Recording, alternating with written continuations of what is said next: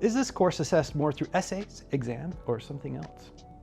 Well, there are essays, there are exams, and there are some things else. In the first year particularly, you'll have some opportunities to write essays. And that sounds funny. What do you mean an opportunity?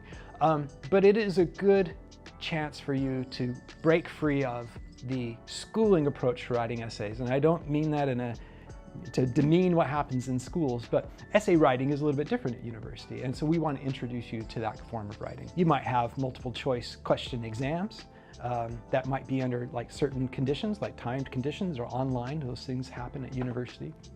On my modules, I like to do different approaches to assessments. So I might have some short reflective writing. I might have some short essays.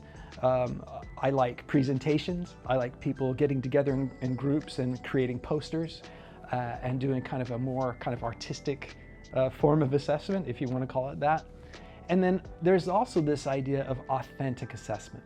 So, how can we ask you to demonstrate your knowledge and skills and understanding in ways that reflect the kinds of work that you'll be doing beyond the university?